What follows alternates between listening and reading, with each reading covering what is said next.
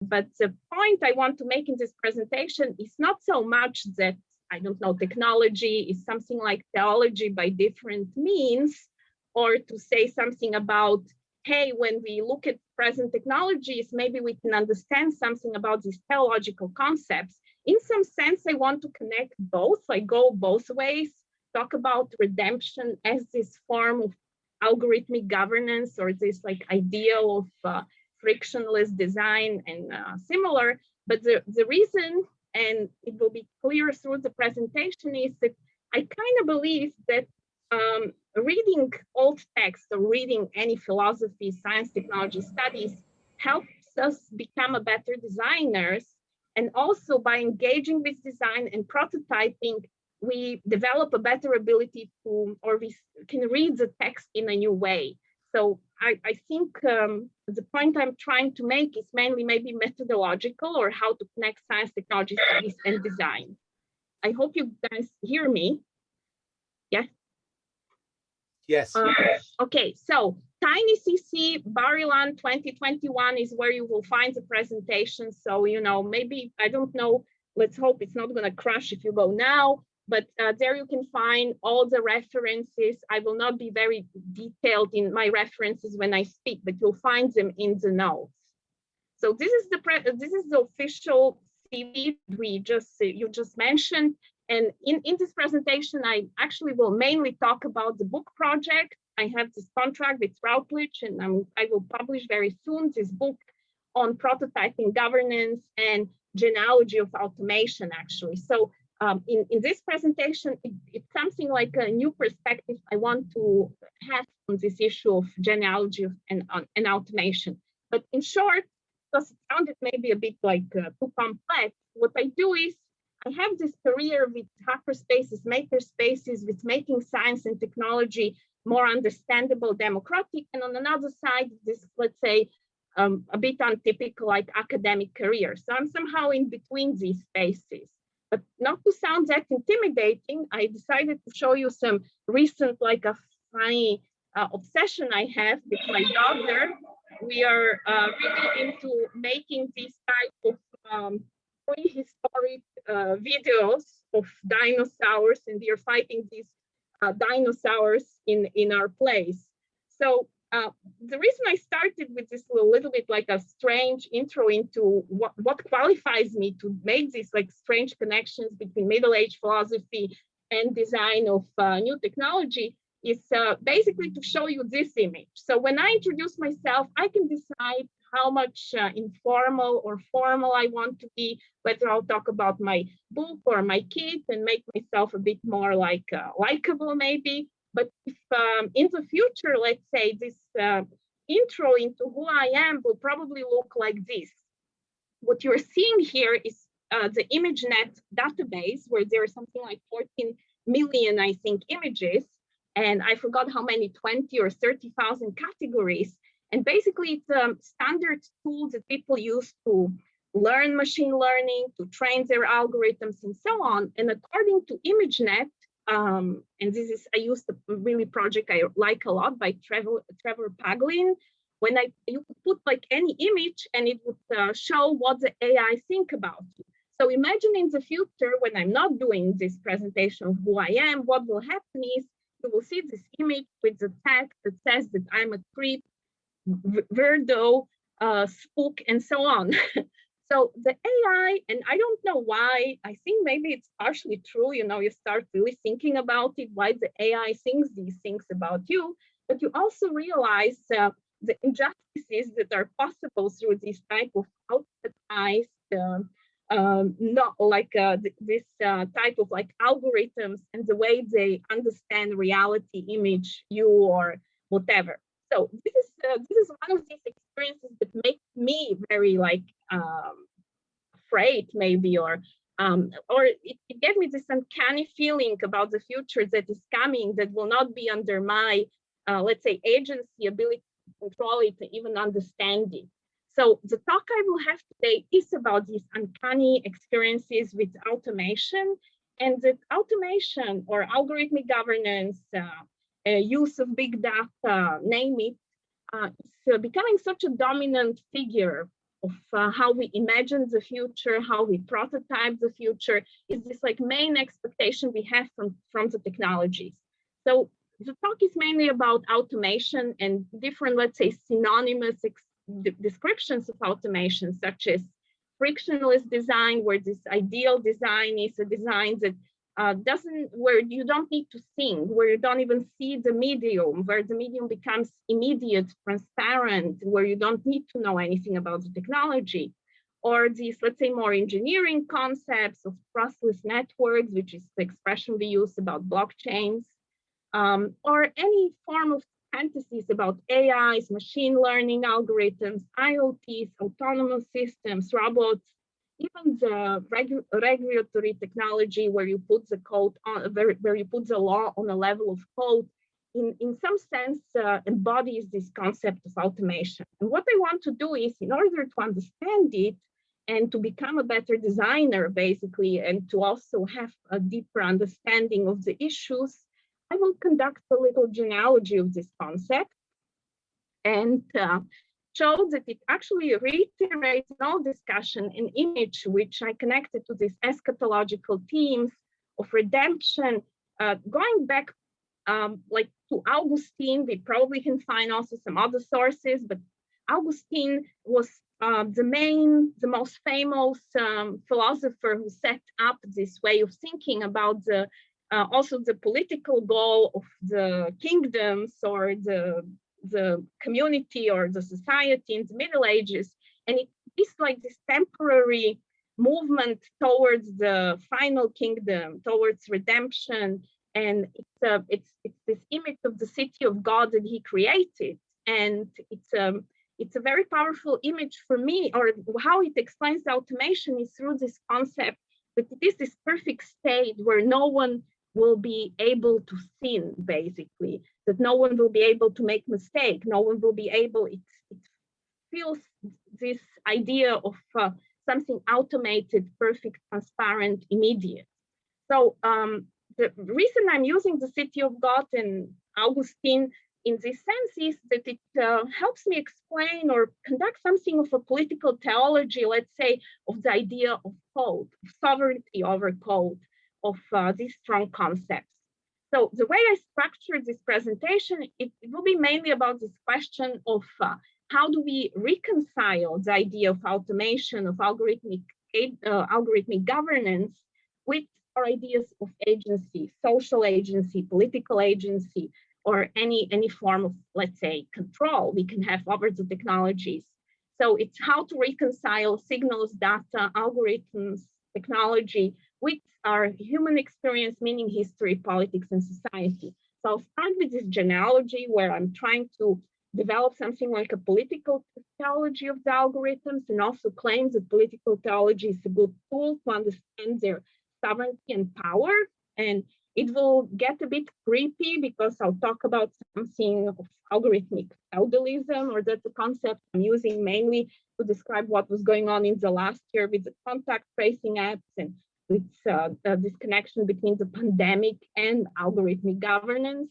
And the main point actually is this methodological point that I'm trying to make, is that maybe we cannot really regulate these technologies, or we cannot force them to embody our values, our governance ideas, and so on. But what we need is definitely some form of a method where we can experience them and work with them. So I want to use, after I show how powerful these technologies or algorithms are, to propose a form of method or environment where we can use something I call motley practices, trading zones, and using Gallison's concept, and very popular sandboxes or regulatory sandboxes. I understand all these practices as hybrid practices, and I see them as these models, how we can reconcile our ideas of knowledge, power, and justice, basically how we think, how we act, and how we are learning to live together.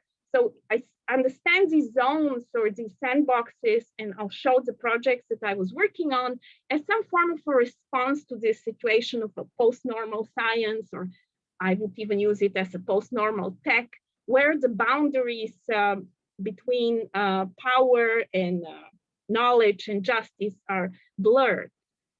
Okay, so I'll start with the genealogy. Actually, I started developing this concept of the city of God in the last year during the pandemic, because some of the uses of automation and technology, which I started to observe around contact tracing, reminded me of something. As I studied philosophy, as a student of philosophy, I always hated Augustin. And I hated, okay, not completely, but middle-age philosophy was something we had to do. I'm from Prague. And there was always something really violent about the idea of the city of God and these like concepts of middle-aged philosophers like Bernard Clairvaux that developed it after Augustine. So I will just like put a few quotes to explain how I view this genealogy. And I really think it starts with the idea of the four freedoms in Augustine, which I decided to use this nice quote from Bernard, which says it all, where all the talk about freedom and agency leads to this state where the highest form of freedom is not being able to sin. In some sense, the environment, either it's this final kingdom, or let's say it's a frictionless platform, algorithmic form of government. It makes decisions for you, so you don't need to think, you don't need to make, you will not make an error, you will not sin. But I want to show with this that it's a very old concept, actually. So this, maybe all our ideas of smart cities and so on, algorithmic governance or automation are versions of this discussions people had back in the 12th or even earlier centuries. And I have a nice quote from T.C. Eliot, which is often used when people discuss also algorithmic governance. It's this from his poem, The Rock, where he says, people always dreamt about, they were constantly trying to escape from darkness outside and within by dreaming of systems so perfect that no one will need to be good. So this motif, these tropes, let's say, are becoming engineering concepts in the present, these poetic rhetorical figures. So we are kind of moving with our blockchain technologies, with all this algorithmic governance type of discussions, from this idea of the perfect world, the perfect city in which no one will be able to sin, something to technologies where no one will need to be good, or where we will not need this like fantasy of trustless networks and so on. I will use just two quotes from famous like blockchain developers. One is Nakamoto, who is responsible for Bitcoin, or his early writings created the Bitcoin and the blockchain technologies, where he literally describes blockchain as a system for electronic transactions where we don't need to rely on trust, where the nodes even work with minimum coordination. They don't need to be identified. It's basically this city of God type of concept. Sin is impossible. Cheating is impossible. They're voting with their CPU power and expressing their, the only thing they can express is actually acceptance of the blocks that are stuck on each other, and they create this history of that network or the ledger, which no one can change, and through something they call consensus mechanism. Similar is also the description of Vitalik Buterin, the Ethereum developer, and he's not just a developer, he's like a god for people using that platform.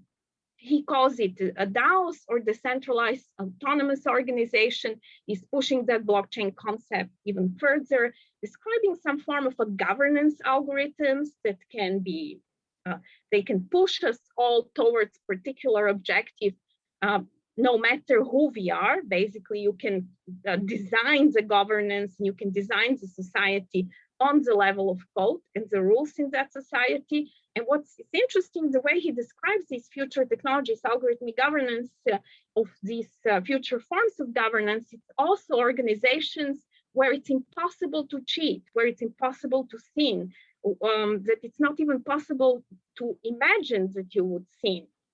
So these were some of the quotes that I hope show how the concept of Civitas Dei is still alive, and that maybe we need to start reading these old texts from Augustine and Bernards from Clairvaux and all the middle-aged guys, maybe to understand why we are so obsessed with such systems where no one needs to trust anyone, where no one needs to be good, and so on. So I did it.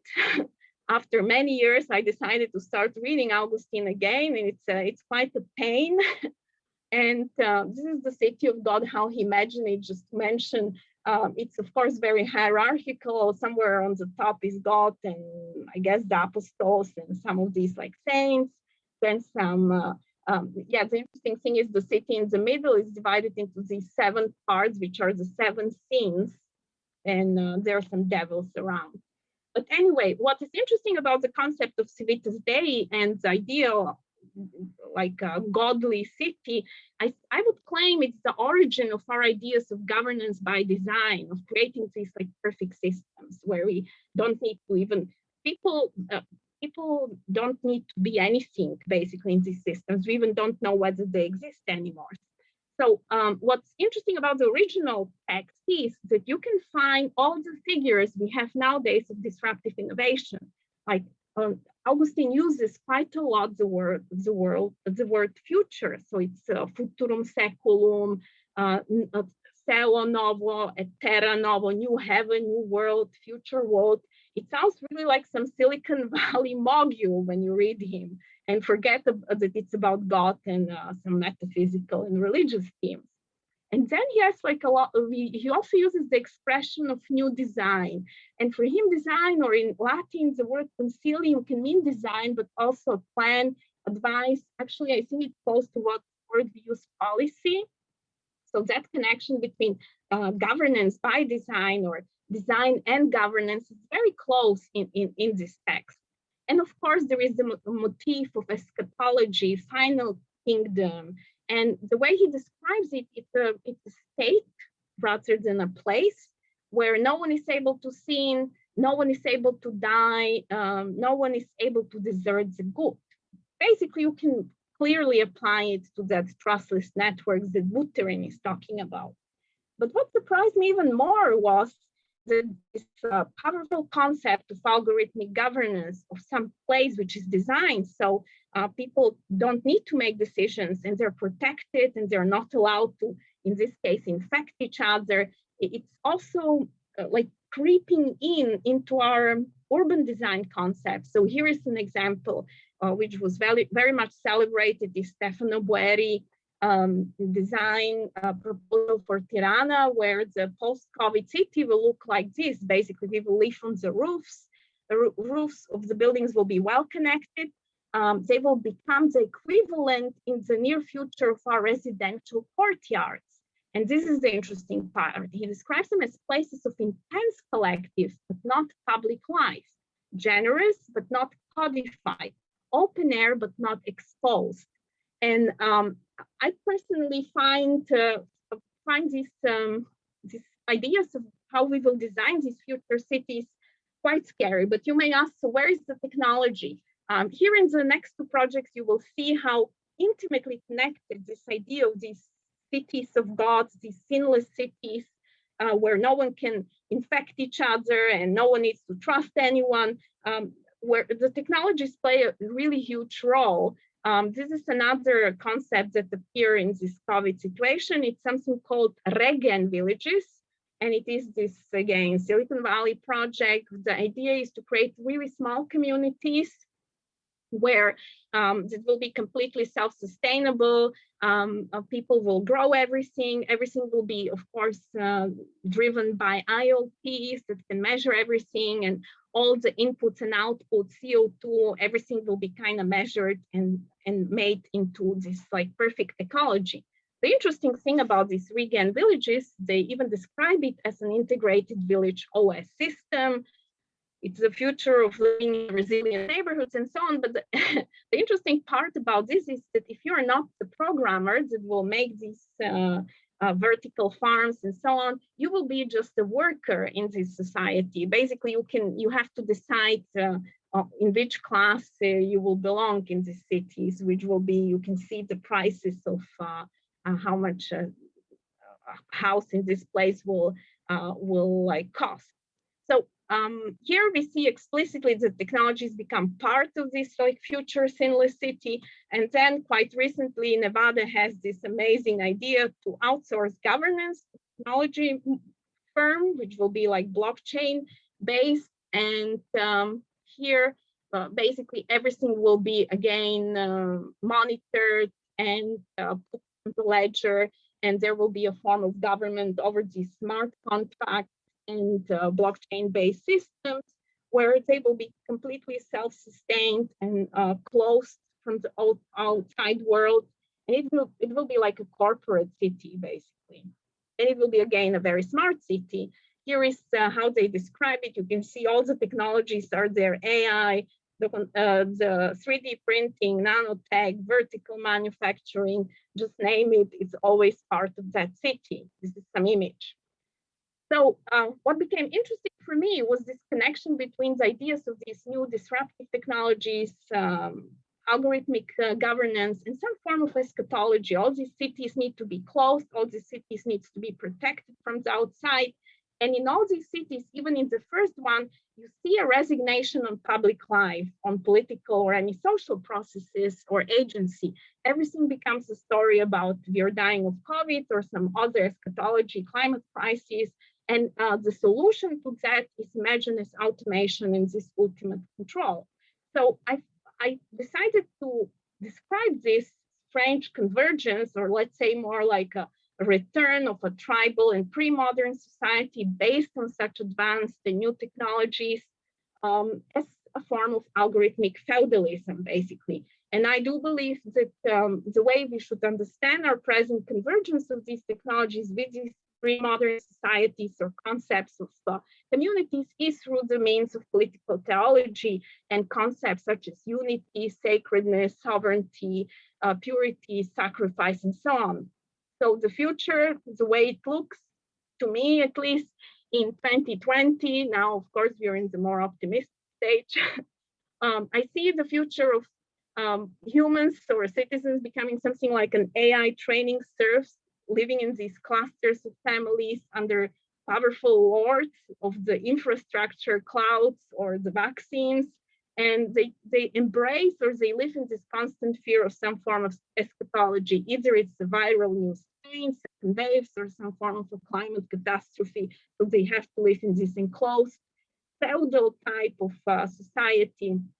And it's also not by surprise that Bezos, Amazon just bought like a lot of land. So I see some movement towards this like feudal model of society.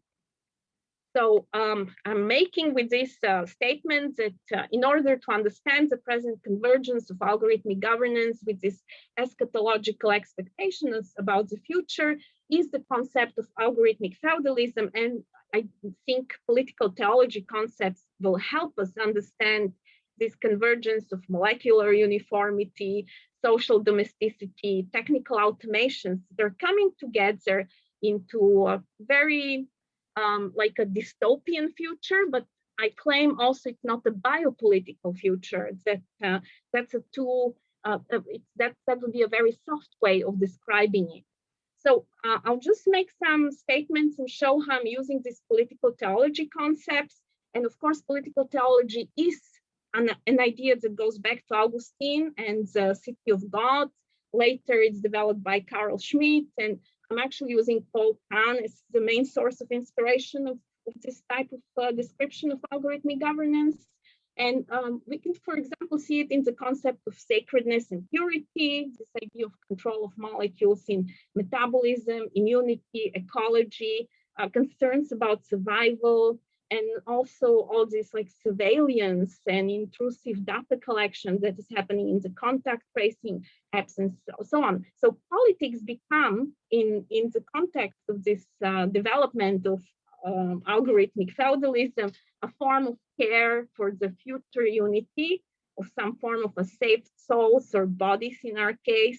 The purpose of society is to prepare the sinners for this unity of some second waves or some form of almost secularized version of the second coming. We can call it even a virus parousia, where we care for these like new bodies that will be saved or vaccinated or something.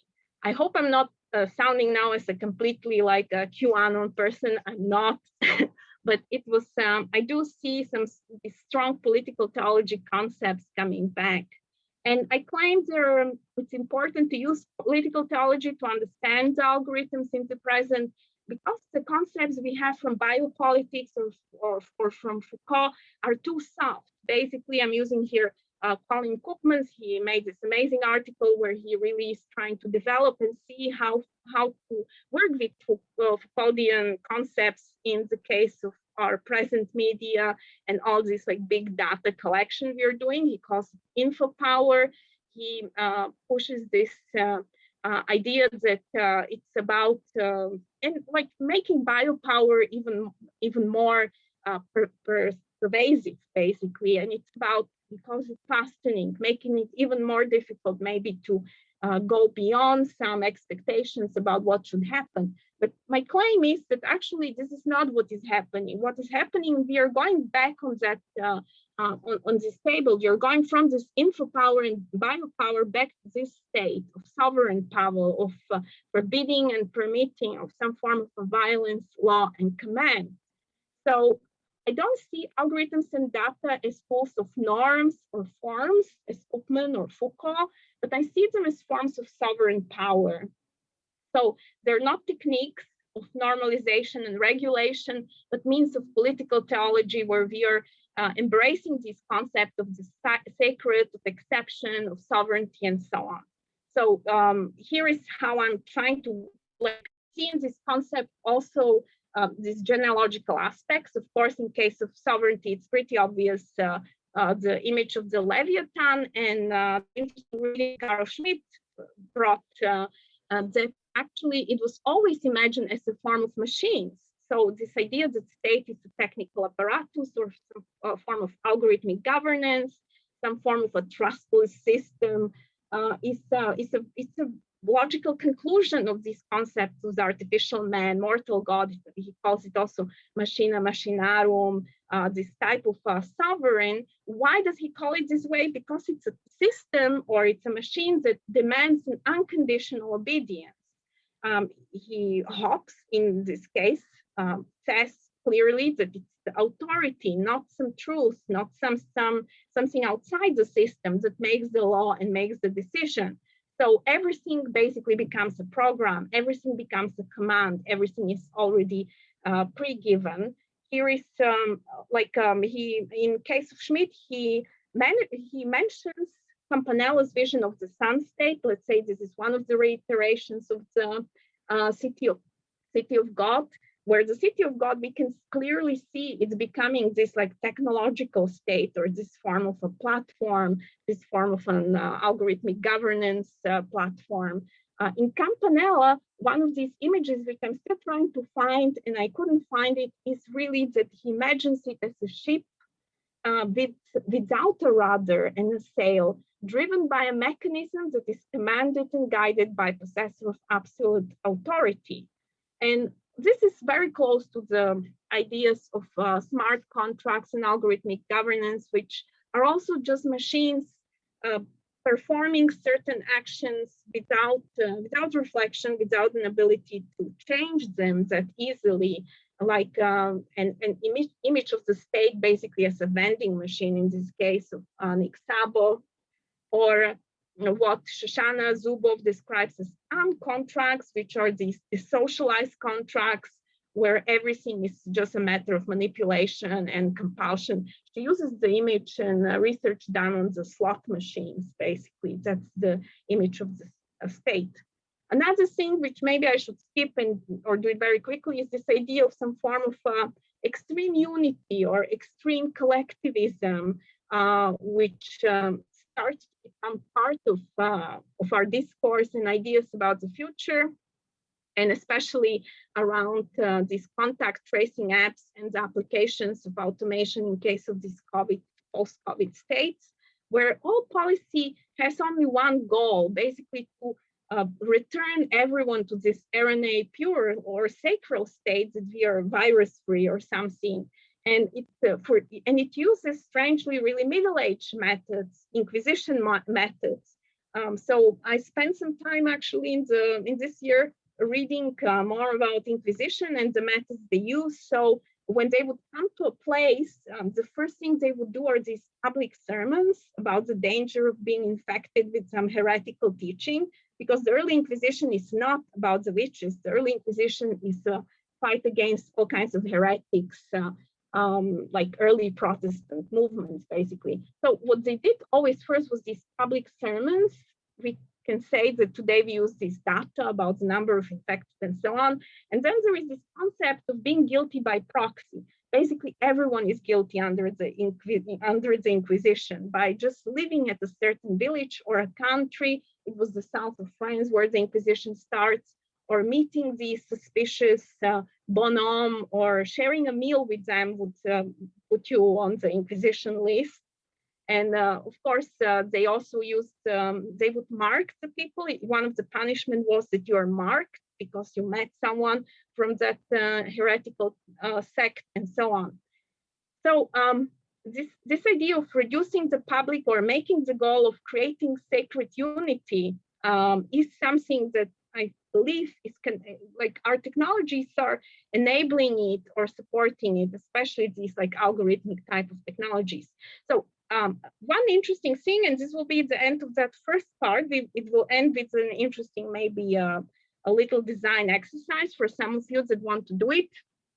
I took some time to read these early Inquisition manuals, and I found something really interesting, that actually they invented our idea of social network. Never before who you meet and your everyday life, your everyday activities were that important for the politics, for the governance, for ruling some city or something. So they kind of invented this ability to create a database of who knows who met who.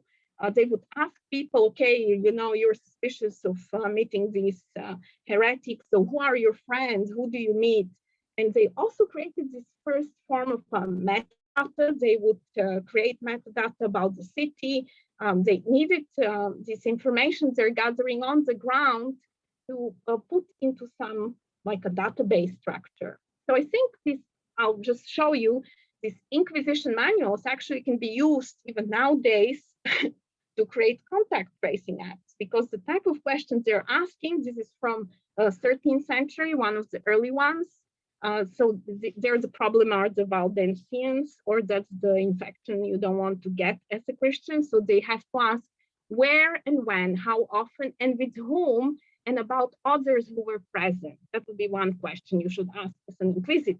Whether he listened to their preaching or exhortation, and whether he gave them lodging or arranged shelter for them, whether he conducted them from place to place, and so on. I mean, every question that the inquisitor asked about the infection of hereticism is applicable today, and it shows this form of infection. They even use the word infection in these manuals. And a funny thing is that the word relapsus, relapsing, like getting against the disease, how we use it now, comes from these Inquisition trials. It's basically someone who was abjured from heresy. So, you know, he kind of passed, but he infected himself again with the heresy, and that usually meant they would burn him. So my first design challenge, before I continue with that more methodological part, like how should we respond to these issues of algorithmic feudalism, of this pervasive rule of algorithmic governance, some form of a city of God scenario, or some form of a redemption we expect to happen once all our cities become this type of Nevada 2022 infrastructure run by a corporate platform stuff. I had this design challenge to maybe rethink, and this is how I sometimes do these workshops. I don't think it's completely appropriate for Zoom, so I'll just mention it, and if some of you want to take the challenge, would be fine. We could try to use Augustin to create a better contact tracing or a green passport type of application. So the typical challenge we have in this in this type of application is, how do we make each other safe? How do we trust each other? What do we basically owe to each other? How to support each other? How do you create this healthy collective or this future new normal world? So I'm asking you to read this passage with me from Augustin. It's from the end of the City of God, where he's describing the future world. And he describes it as some form of a materialized new heaven and new earth in such a way that we shall most distinctly recognize God everywhere, present and governing all things. By means of the bodies we shall wear, so we will have also new bodies basically, and which we shall see wherever we turn our eyes. So we will see this form of an extreme collectivism and unity. So God will be so known to us that we shall see him by the Spirit in ourselves, in one another, in himself, in the new heavens and the new earth. And then it gets a bit interesting. In every created thing, our thoughts also shall be visible to all. So the way I'm asking you to read this passage is think about God as some form of a model or this perfect algorithmic system that we are creating that will create this extreme form of unity, this immersive, but also very fragile collective. So Augustine is an interesting challenge. His text is an interesting way to use it in design because it works with this concept of grace. Like it's not by default that you will be saved in the city of God. We cannot completely know who will be saved. So it's this like fragility, this form of how would you put the idea of grace into these type of applications, either for contact tracing or for green passport in the future. That will where we expect some form of extreme algorithmic governance. So if you want to do this, I'll be very curious if you will have some idea. My immediate, when I read this passage, I was thinking most of these, when we look at these contact tracing apps, they usually just trace the infected. So this is a beautiful one from Singapore. This you can see the clusters. And when you go into the clusters in Singapore, at least they even tell you if it's a Bangladeshi person, Singaporean, you can see where they met each other and where they infected each other. So it's a very detailed type of inquisition they perform over these contact tracing apps. But what is missing is, what if the app is more about this like a new normal collective green passport society we are trying to create? How would it look like to create this feeling of that form of fragile unity and understanding of the beauty of the models that enable us to see what is the R number and how are we in danger to infect or not infect. So that was the idea I got for that. Okay, I think I will need another 10, 15 minutes. Is it okay? Yes, it's fine. So this is the part where I try to explain some of these ideas, why we need to read the old text and why the City of God and political theology is for me an inspiring way to understand algorithmic governance and the problems with these very powerful technologies that we are and expectations we have about technologies, which I think reached an extreme in the case of COVID-19 applications. So what is my response as an STS scholar and designer, basically? What should we do in this situation? Like, should we just ask these technologies to be regulated, which is the most common response? Or should we give up and just become these critics, as I somehow performed maybe in the first part? So I'm trying to do something different. So in this, I'm inspired by Funtovit's and Rave's concept of a post-normal science, which fits very nicely most of the challenges we face as a society today. It's this idea that facts are uncertain, that there are some discussions among experts, values are in dispute. As a society, we often don't know where we are going. Stakes are high, as in case of COVID, it's obvious, and decisions urgent. And in case of Funtovic, the idea was that because we cannot say, okay, science will solve the problem, or it's enough if we have good intentions and values and it doesn't matter, we don't need to do anything else, or we just do something and then take responsibility for it. That's not enough, according to him. He believes that the best model is to kind of engage the public and democratize the expertise. And I'm a bit skeptical about that part, because what I see happening actually in reality is something that another philosopher of science I like a lot. It's Eric Ginsberg. He has this concept of motley practices. What I see happening in reality, actually everything becomes science or super scientific. That in some sense, we create this strange melange, this strange mixture where we use a bit of data, a bit of models, we mix it with political decisions, and it's not always clear what we are doing. So I see a bit like the situation of political decision masquerading as scientific facts as the problem, and what Eric describes as a patchwork of data predictions, models, mixed with stereotypes, some form of moralist and other delusions, fears, political ideologies, and policies. So maybe this idea of post-normal science and technology can lead to this motley practices form of patchwork society. And my response to this is actually not to clean it or not to divide it and then connect it really, but actually to increase it strangely. I think we need something of experimental or hybrid spaces and environments to understand how this melange of practices, this mixing, these motley practices like happen. To have a time and space to reflect upon it, about this post-normal science and technology part. So I'm using regulatory sandboxes, and then of course, I'm inspired by my research into hackerspaces and all these like citizen science type of things. For some of you that don't know what is a regulatory sandbox, it's a typical framework that is very commonly used for fintech and these blockchain technologies, where when we have a fear that it will be a disruptive technology, we bring together the stakeholders, and for 3 months we test the technology on a smaller sample and then think about how to change the regulation and how to change the technology. So I understand this type of experimental spaces as something of a trading zones. I'm using the Gallican concepts.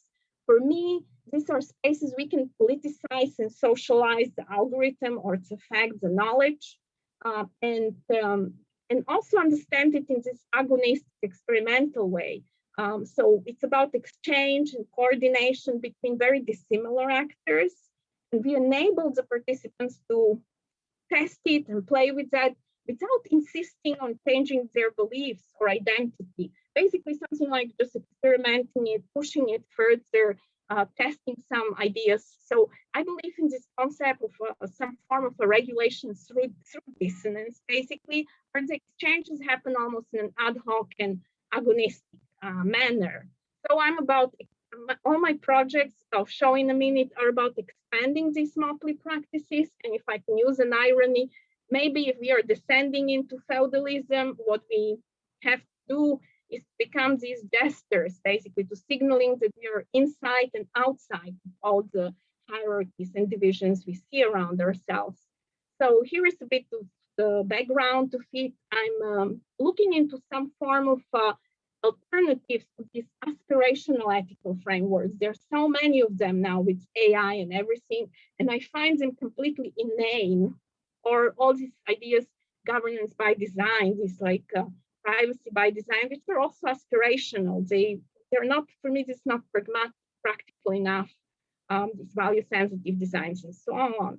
So I do want to support this design and policy processes, this iteration, but in some way not insist they're clean. So here's a project that actually won a prize. It's called Utopia. I worked on it as part of that Marie Curie fellowship. And what utopia is, it's a response to all these intrusive surveillance technologies.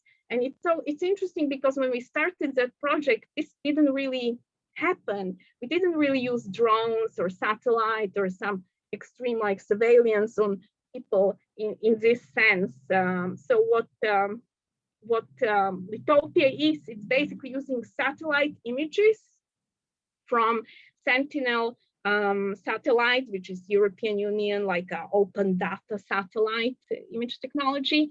And we were using these satellite images to create a form of a smart village or parody of such a village where satellite data trigger transaction in that community. So certain gestures, if you shake hands very long with someone, that means you connect on some social network, basically. Or you can sell property by moving around. It's like a huge coin, or it's basic things that are visible to the satellites were used as a form of smart contracts triggered by this data.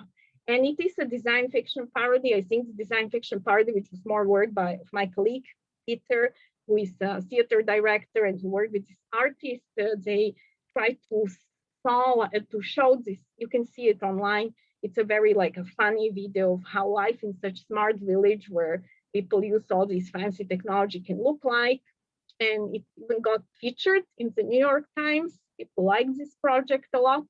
The part where I was more active, I actually created a real prototype, functional prototype, which uses the satellite data and an interface in which you can see the data and you can interact with them. So something of a dashboard for people living in this extreme smart village where they can understand how blockchain technologies work and how to use them. So it was a functional prototype. It's on GitHub. You can see the code. And yeah, and we kind of tried to test it here on Habima with my husband, Yair. It failed because that day actually it started, it was sunny, but then it got like darker because it's only in certain time for 30 minutes. You have to put like a red square. So the contract I programmed was that if I put 10 by 10 meter red square on some space, this 1 pixel of data for the satellite is a trigger for transactions that says change the owner of the property.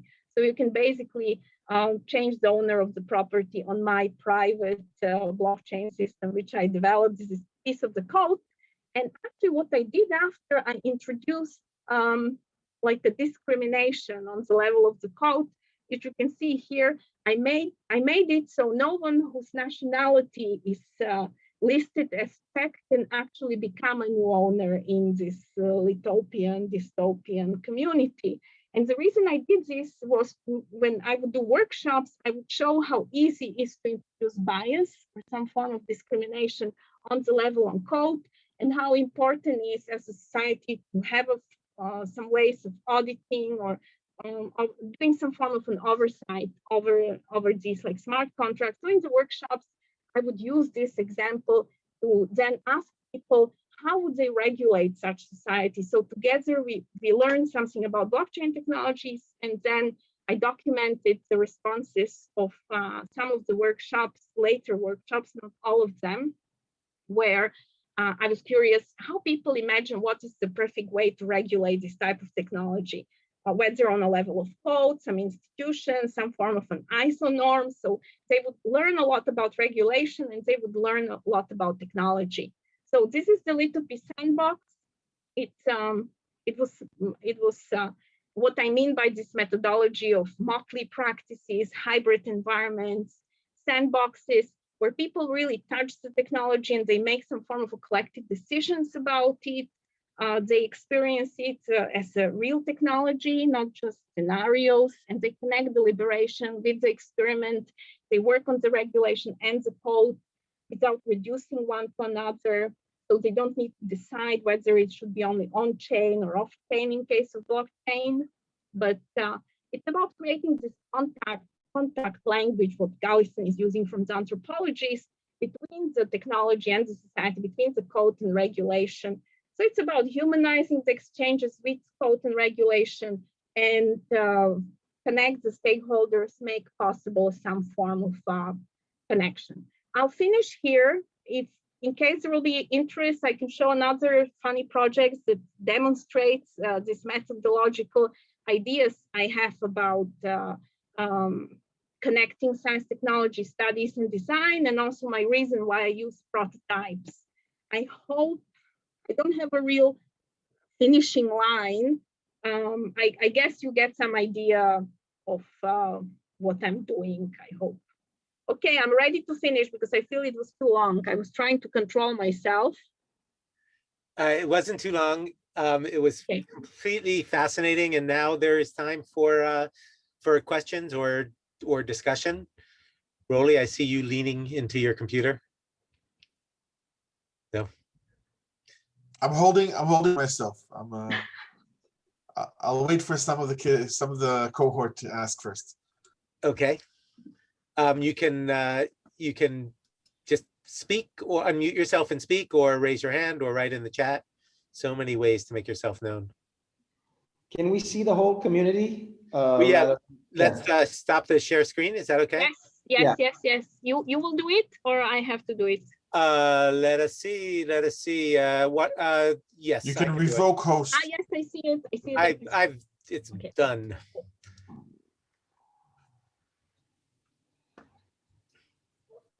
I, by the way, while we're waiting for people to formulate their question, have just sort of a technical question of, I didn't fully understand the idea, the crucial idea, obviously, of regulation through dissonance. I was wondering if you could just say a few words so that I would understand that. So it's about making it more, the choice is to become more pragmatic and experimental, like in these anthropological villages where they were studying contact language. People need to achieve something, they develop the contact language. They don't need really to agree about their values or ultimate goals, but that's what this village in some sense was. You know, no one really became a good blockchain programmer. I don't think people became amazing regulators. They got a sense of, they started communicating about the issues. And I think they were able to reach some decision. But so, I mean, there is a concept of innovation through dissonance. So I just pushed it into innovation by dissonance. So it's like I'm channeling Galison. And I forgot the name of the guy who uses Galison for this innovation through dissonance, but in the slides, how I'm misusing his concept. Gotcha. Lauren. Yeah, well, first of all, thanks for a fascinating talk, which is really generative, got me thinking about in so many different directions. I guess my question is, here's the question. This algorithmic governance, a kind of algorithmic feudalism, is strangely absent of any politics that we would recognize today in our modern world. So, you know, where are the lords? Where, you know, where is the king, and so on and so forth. And you know, since you alluded to COVID so much, you know, so what we've learned the last few years, in the last year, sorry, is that, you know, there's a physical world and there's a digital world, and you know, in our day and age, we now know that we can transfer a lot of our behavior, a lot of our interactions to a digital world, in a world that was, in a way that was impossible, say, you know, in the time of Augustin. And in fact, until, you know, about up until 30 years ago, 20 years ago. And so the world doesn't collapse because, you know, the courtrooms can go on Zoom, and the classrooms can go on Zoom, the universities can go on Zoom, the banking system can go on Zoom.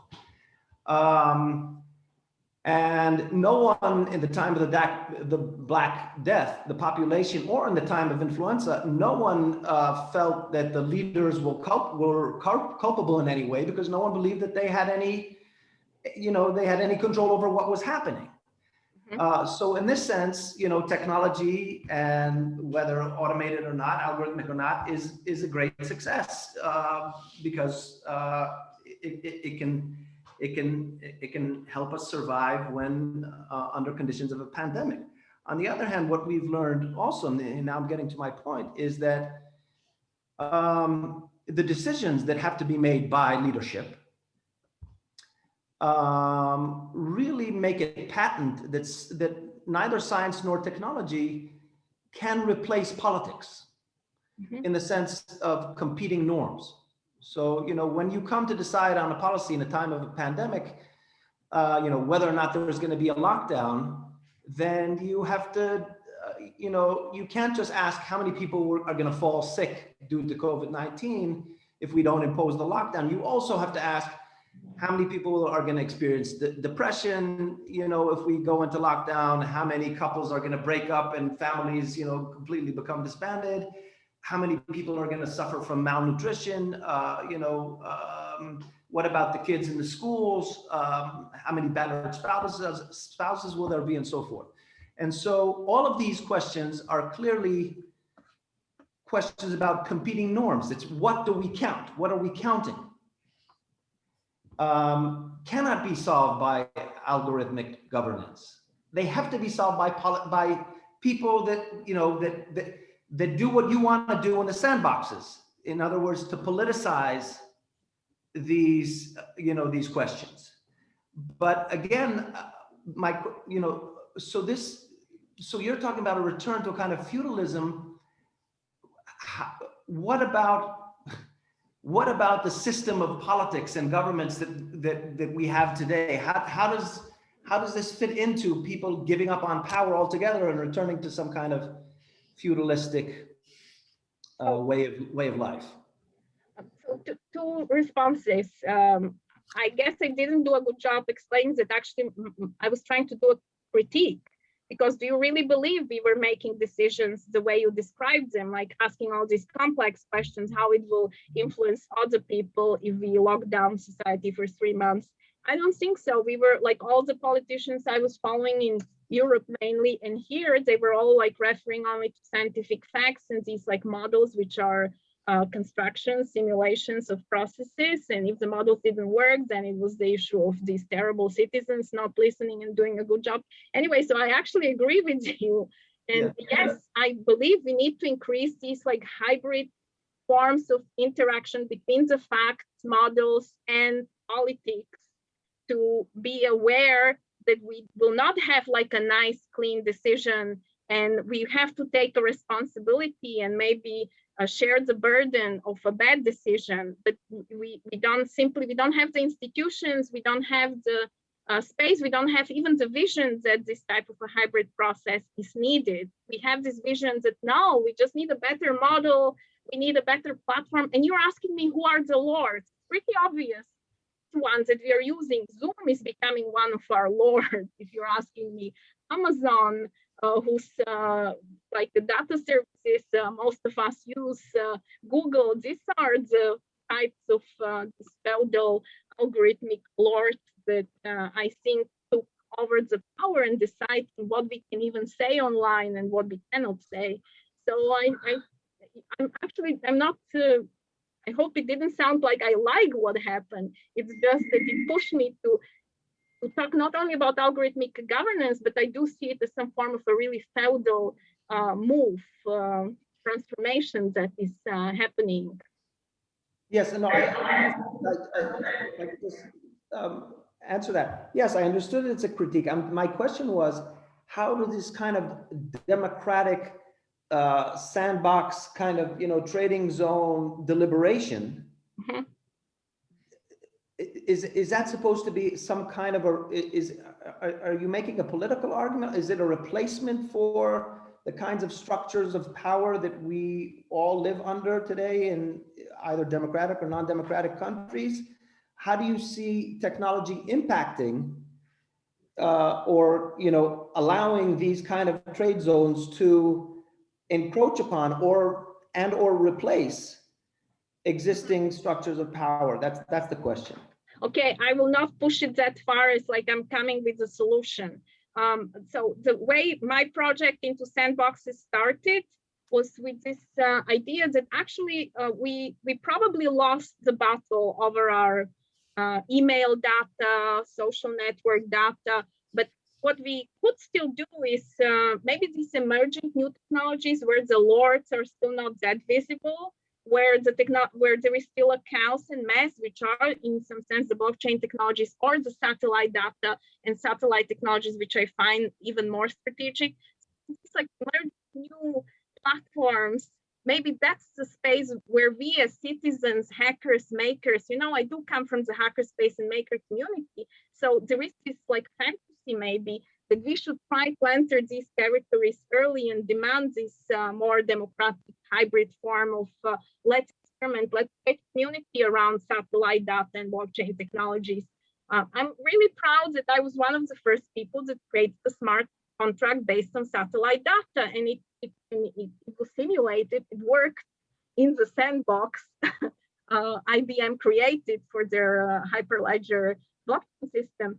So, you know, I kind of, my original idea is we need to move fast into the emerging technologies as groups of citizens and enthusiasts. But I agree, it's a bit naive. I do think regulatory sandboxes that exist in the fintech domain are a model where we see more serious attempts to connect design of these emerging technologies with policy, and I kind of like them, but I don't have any data to say yes, it works, and it's not just misusing and whitewashing the technology through this process. I can't be 100% certain, but something about these hybrid environments is where I see my research also moving more. I'm curious about the serious like government-led sandboxes, and I also want to see citizens making these experimental, funny sandboxes, as I did with Smart Village or any other technology, basically. Thank you so much. I really enjoyed your talk. Thank you. Thank you. Yeah, Rolly. And then thank you so much. This is fascinating stuff. It seems to me, even though you, as you just said, you don't want to go as far as to claim that to claim an overall solution, there is a measure of ambition to what you do, which can be seen by the fact that you do a deep dive into a history of ideas. You find a genealogy of the concepts which you use that go way back. And that very reflexiveness, that self-awareness of the concept drives me to ask the following. It comes from the realm of utopia studies. So a lot of what you described in the first half, in the preamble, in the buildup, you could have described very similar things, but not in the terms that you did, but in terms of the different forms of utopias and their formulations. It seems that you chose to describe them in terms of the processes because of where you were going. They don't exclude each other. They're not opposites. They're just different languages to describe something that in the past was might have coincided. The utopia of Civitas Dei, the utopia of Campanella, and so on. But what makes a utopia in the past, in many times, was this kind of naive approach in which, if we just tweak the system in a specific way, we annihilate the concept of either money or the concept of aggression, or like a specific thing. It seems like each one of them, either more or what have you, like from the venerable ones, it seems like everything that they want will be achieved once we just do that one thing. And usually the other component is that it's far away. There's this sandbox in which it's already running. And usually that sandbox is in either the cloud or, in the far off islands beyond, right? After the sea monsters. Now, and then once those things get closer to us, they transform from a utopia to a dystopia. They become too familiar. We come to grips with what happens when you actually do get what you wish for. And then you realize that there's a real issue with human nature. There's a real issue with us getting what we want. Getting what we want is not always going to be the recipe, or getting the structure that enables us to be content that allows us to be content doesn't promise contentedness. And then, so my question is, it seems like that there is this borrowing from, there is the process, and if we just have the process right, from ancient, before Civitas Dei, right, before the earlier church fathers as well. Also, there is this perfect city. There is this perfect form in which we can We can find ourselves inside. But once we're there, why we haven't really like dealt with the issue of the original sin. Like if we talk about it in Christian terms, or once we do it here, we might realize that not all of us are set up to be makers. Being makers is really super sexy. It's amazing. Like friends of mine that do it and have their workshops and everything, it makes everybody feel like really excited about it. But not all of the community is built up of people that can be makers. They count on the makers to do the interesting stuff and to maybe give a nice workshop for the kids, like an afternoon activity. But like with the trading zones, it's just the borderline. It's not the entire corpus of the people, right? It's not the entire, but that's just one question out of a few. So I'll just leave it at that. Just like I think you're actually, this is very interesting. What you're actually asking is whether it's scalable. You're asking how scalable that is, and I find that question fascinating. So, but my question goes both ways. Is it scalable when you zoom in into the single person, and also is it scalable when you? Yeah.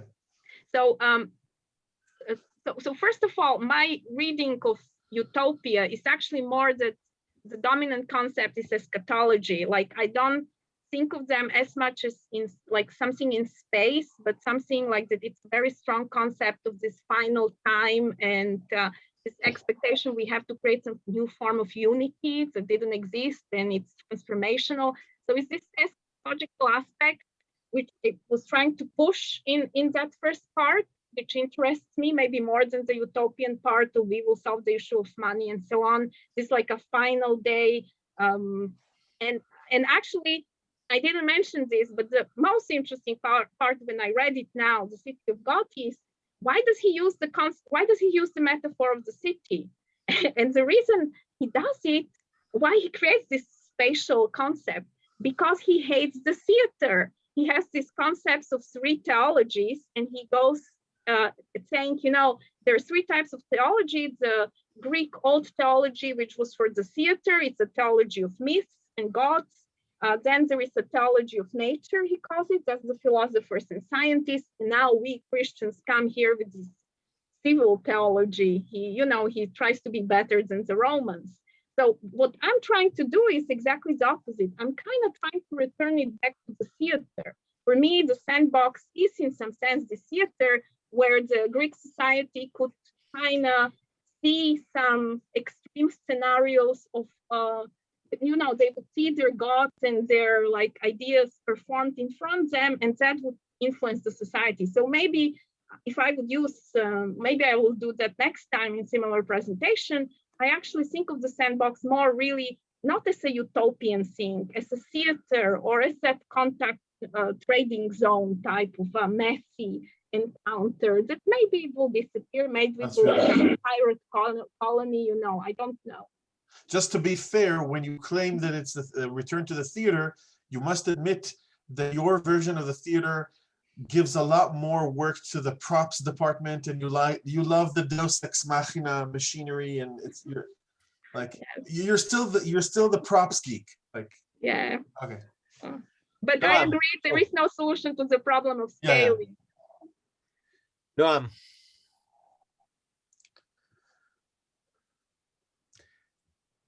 you might want to unmute. Yeah. Thank you, Denisa. It was fascinating. The analogies are really eye-opening, and I also share. I think we share the same assumption that the most important visions about technology are those where utopia and dystopia are somehow with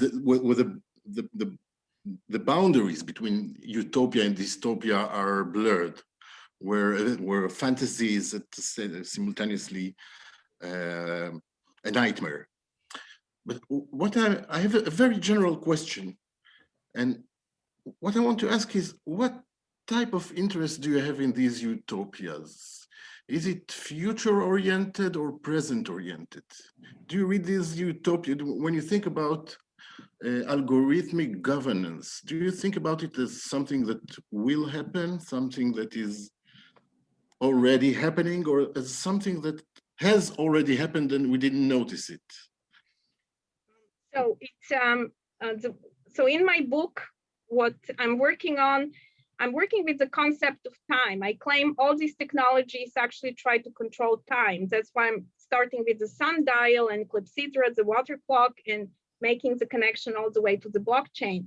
Basically, what fascinates me is that these technologies, even materially, like, you know, they work with time. They're closing the time. They make time not only measurable, but also the time is the way synchronize the clocks in the blockchain ledgers and nodes, make the ledger happen.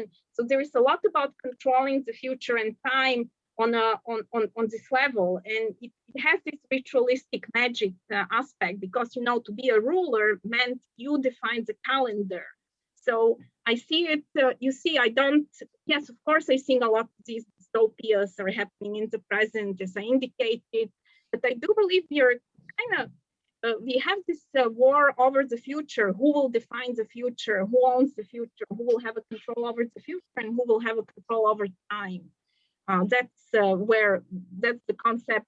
I'm working with these concepts of chronos and kairos, timing and measuring, and time as like measured time, right timing versus, you know, time as agency, opportunity, and time as measured quantity that you can control, and you can also control others through that. I'm interested, how do we control time actually on some metaphysical level? I wanted to go back for a moment to the Civitas Dei, to St. Augustine, because there something bothers me a little bit about the analogy, which I agree with Noam, is completely eye-opening. I mean, it's mind-blowing and really fruitful. I mean, we already discussed this in the email beforehand a teeny bit, but there's still something that bothers me about it, and maybe I'm being pedantic or maybe not. But when you circled around and asked, how would we put the concept of grace into the algorithm, it suddenly occurred to me what it was that was bothering me, which is that, you know, Civitas Dei has Dei in it, and that quote that you brought was like made it very, very clear that the notion is that that it is through the grace of God that people will cease to desire to act badly or to be capable of acting badly. It's not actually through the architecture of the city itself. It's through having an unmediated experience of grace. And if you think of, you know, other famous examples of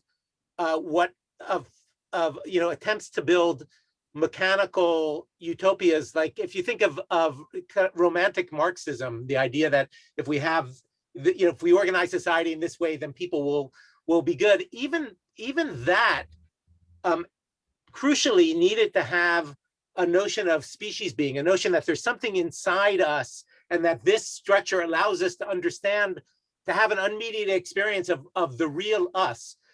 But today, and so I have a lot more affection for Augustine's vision than I do the vision that you described today of you know, algorithmic government, because it's not coincidental that that there's no grace in the model that we have today, and it's not.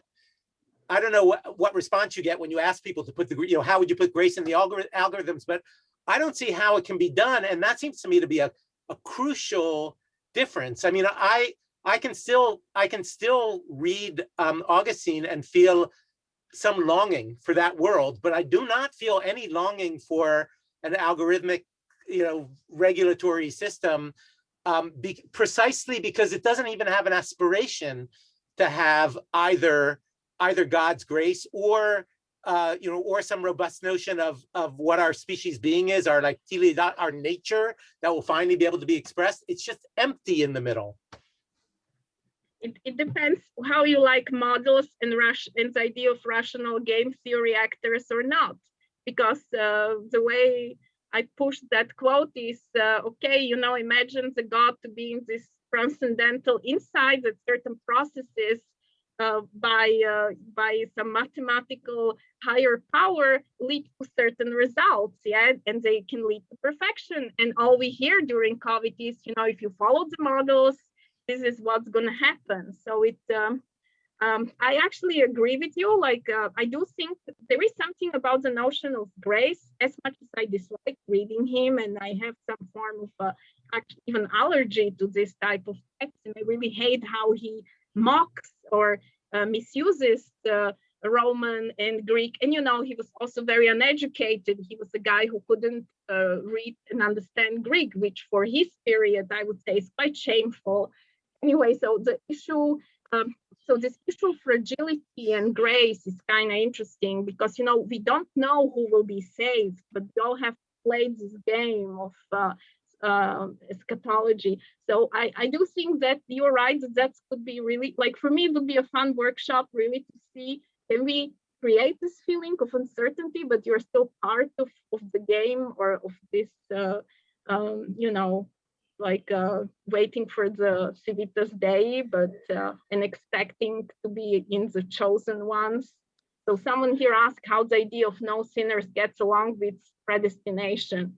That's the problem of fragility. I call it fragility now, but he calls it a grace, gift of God, and all these very theological concepts.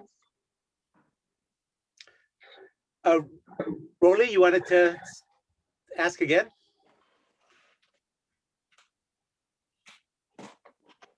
Is it okay if I ask another question? Yeah, we have a couple more minutes. Okay, I just want to get this one in quick.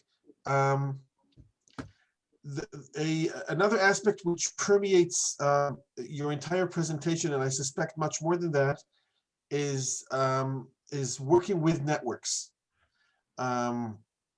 both as a theoretical apparatus and as an implementation tool, as a model that people create, as a model for how people create, and so on.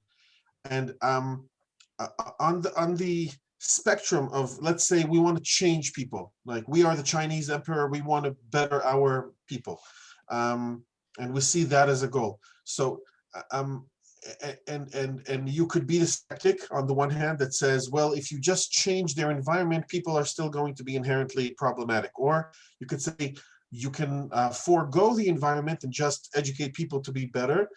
But I have a feeling that what you're describing is somewhere in the middle, in which it's not the hardware, it's not the software, it's the interconnections, and it also gets to the point of implementation, to the way you describe those interconnected buildings in the cities and the walkways and so on. It's not just about being somewhere in the middle between who we are and what we do, like some sort of essence or just action. It's letting go of that binary in favor of an ontology which is networks all the way down. Now that's what I got from you. My basic question is basically, is that in general, is that the direction where you're going personally?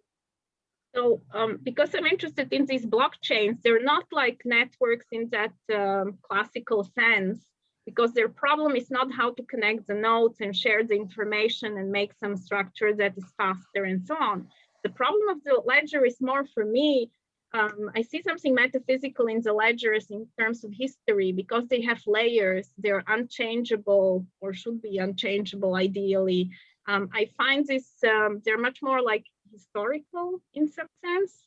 So for me, the metaphor of the network and this like fast exchanges, maybe it's not the like leading metaphor in the way I understand what are like good interconnections.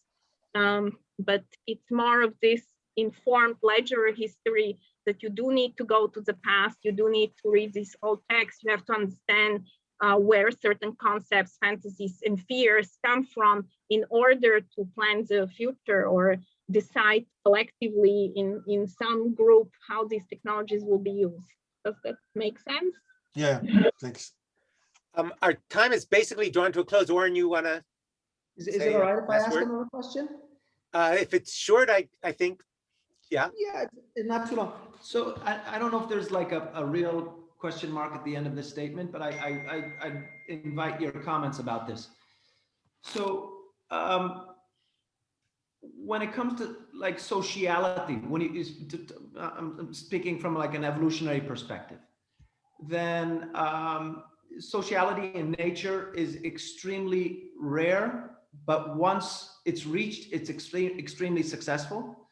And the paradigm are obviously in the social insects and humans. So 2% of insects are social, but 2/3 of the biomass of the insect world comes from the eusocials. So there are great impediments to sociality and evolution, but if they are met, then great success is the result. So when it comes to humans, the greatest impediment to sociality is really trust, matters of trust. How do we, what kinds of technologies can we use to overcome the problem of trust in a group? And we, in a sense, we humans are a result of many, many experiments in evolution, which have baked into our natures. This is returning to Noah's question, which very much resonated with me. It baked into our nature the ability to get into someone else's head, to sympathize, to empathize, it even probably played an important role in creating the idea of norms, language as a kind of technology which helps us overcome this great impediment of trust. So again, there isn't a real question mark at the end of this, but do you think that what you're describing is just, in a way, the next stage in our evolution, where technology of a particular kind, namely algorithmic technology, is marshaled by us in order to overcome problems of trust in a way that we might fall in love with, to the extent that it will become a theology. So your thoughts?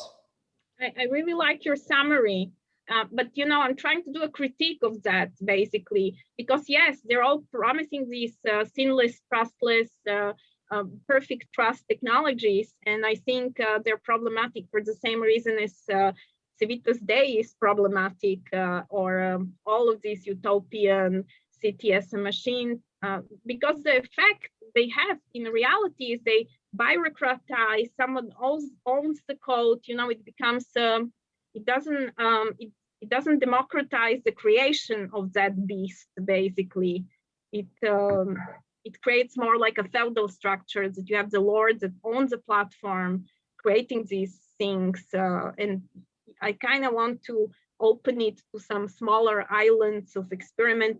What I'm kind of doing in the future, I want to read Mill. He has an interesting concept of experimental life. I feel like it's going in that direction, what will happen with bits about thinking. Beautiful. I think that we have to call it a night, but I will say I have heard 750,000 academic lectures in my life so far, and I have heard none like yours in the best possible way, of mixing classical sources and the most au courant things, and making me look at the world in a completely different way. So thank you very much for that. I'll be in touch with you over the next couple of days and say hi and whatever. For everyone else, have a wonderful holiday. I mean, you too. Yeah. You may have a wonderful holiday if you wish. Thank you for being patient with this mess, and Chag Sameach, everyone. So, you. And yeah, if you are in Tel Aviv, anyone, just send a message. We can go for coffee and continue. If you need Denisa's email or something, you can find it on the internet, or I can send it to you. And everyone else, we will see each other at the next colloquium on April 11th. after the Chag. So Thank you so much. bye to everybody. Denisa? Thank you very, very much. Denisa? Bye Yes. now. Thank you very much. Just one last thing. Did you ever make use of Leonardo's utopian city? No.